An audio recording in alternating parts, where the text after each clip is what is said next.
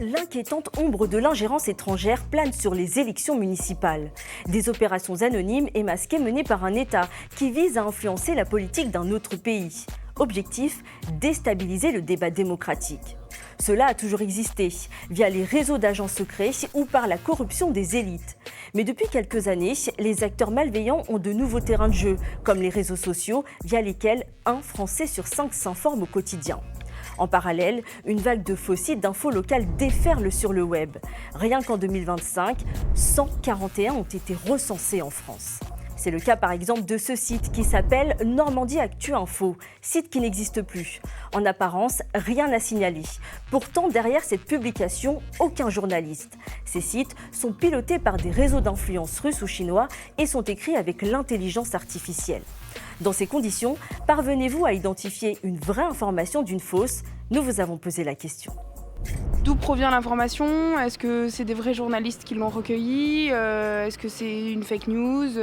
Oui, sur les réseaux, on se pose souvent la question, surtout maintenant avec l'IA, on se demande si les vidéos ont été truquées ou pas. Je fais hyper attention justement aux sources d'infos et si je suis pas sûre de l'info, justement, je vais avoir tendance à vérifier. Je vais pas pousser très loin les recherches pour être honnête, savoir si c'est du vrai de vrai.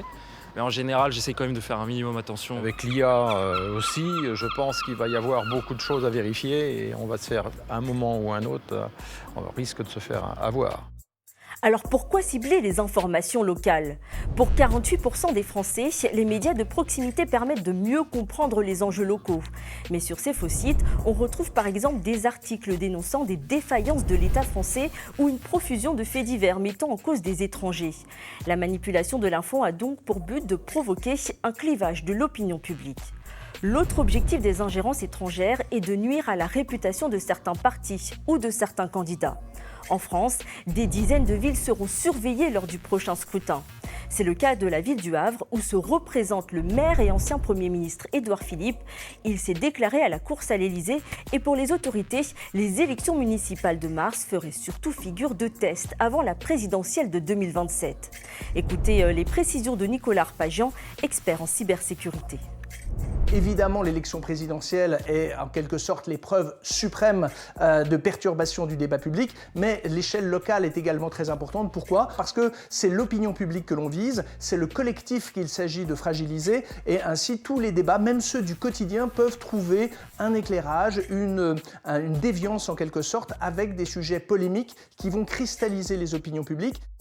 Face à ces menaces, l'État vient de créer une commission d'évaluation des risques d'ingérence étrangère sur les élections municipales.